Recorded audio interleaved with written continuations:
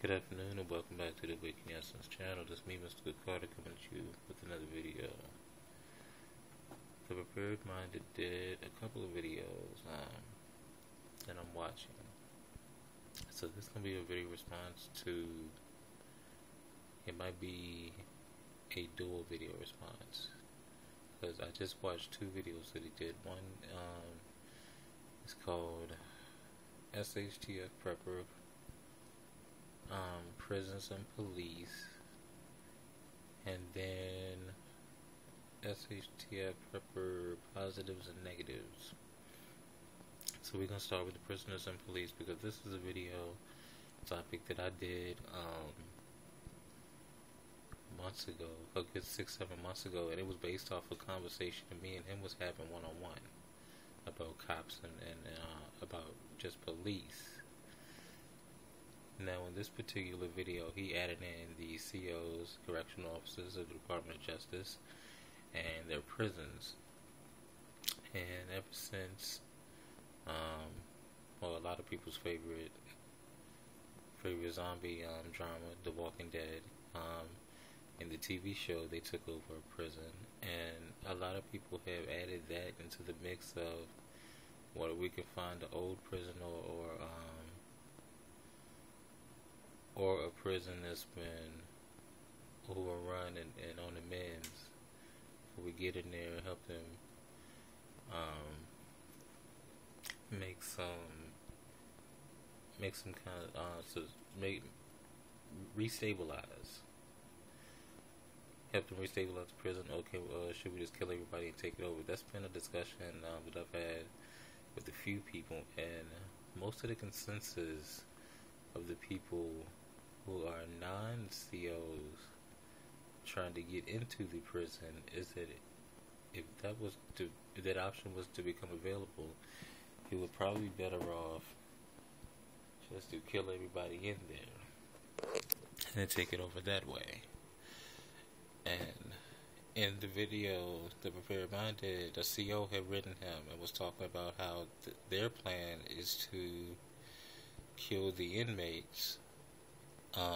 Basically, the ones that there might be a few that they can trust, to pretty much do the labor and everything like Dawn was doing. And what was that episode? Slab Town, The Walking Dead,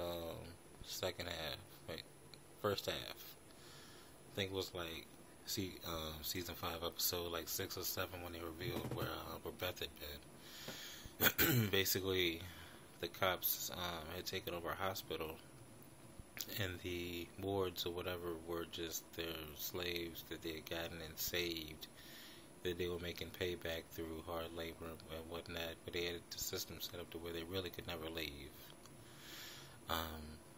And I could easily see the prison system being the same exact thing, and the letter that the guy wrote in proved just that, and I wasn't surprised at all. The Prepared Mind seemed a little appalled and shocked that there's cops and COs conspiring like this. And I said in a video a while back, most military, former military, police,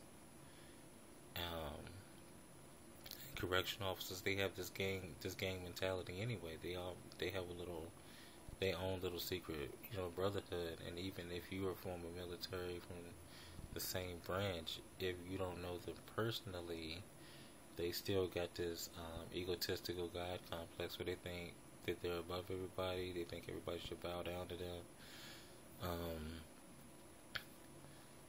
And the conversations that you'll see in these major preppers comment section is crazy. But that's all the more reason why it was just confirmation for me personally, because I watched the conversations that you have. I watch where the racist trolls always go to gather and whose channel they go to gather on. I watch who the sociopaths and the I'm gonna sit on my front porch types and snipe everybody walking by. I watch where they go and gather and watch some of the conversations that they have. If you pay attention to some of these people, whether they're doing it just to be funny, because they're bored and they got nothing else to do, or they're doing it because that's the way they really think. It adds a whole other level of intensity and sense of urgency. That whatever you're doing in life, whatever struggle you're going through in life, if the structure of this company, well, I could still say that because the United States government as a whole is a company. But if the structure of this government, the way it is, collapses, or an EMP takes our grid out I'll give it 3 weeks. 2 weeks being easy. I'll give it 2 weeks. And the food supply chain is down, and the medical supply chain would obviously be down because those things operate electronically. Every action they do, it has to go through some barcode scan in a warehouse. That's how they keep up with shit. A few warehouses, they still have backup paper logs on file. Most of it's all digital. And depending on where you are in the world, that would be a very crazy life for those couple weeks with no supply at all. But back to the original topic, which was the COs and the cops working in conjunction, taking over the prison.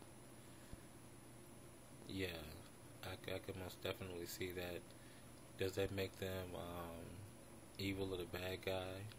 I mean, that would all depend on how they took the prison and what happens after they take the prison.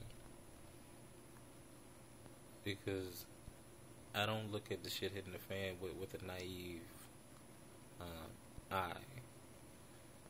Like, if they have the title of some kind of government employee, which includes cops and military and all of that shit, then they're automatically classified as good guys in my eyes, because they're not. Because I know a lot of them, and a good portion of them are assholes for no fucking reason. They come home with all of this mental trauma, and they take out their trauma on the people around them instead of getting the help that they need to deal with coming back to regular society. And this is gonna piss off the trolls, but I don't give a shit. A lot of them don't need to be armed. A lot of people with mental illnesses shouldn't be armed because they're going to end up hurting themselves. But do they have a right to be armed? Sure. But how many of us know the crazy vet that killed 7-8 people before being put into the mental institution to get help? And those 10 people died for no reason. But mental health issues, that's another topic for another day. And I only use that example because it's realistic, it's rarely talked about, and it's fresh.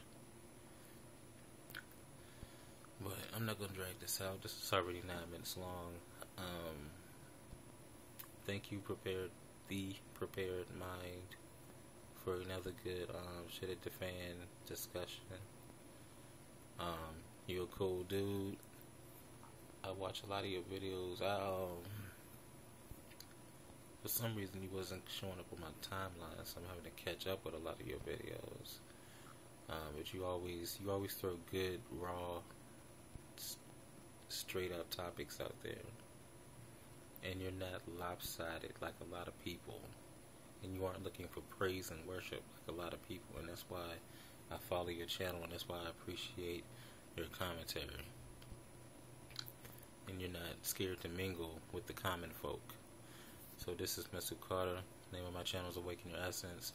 I'm trying to help you awaken your essence and share my experiences with you. And I'm out. Peace.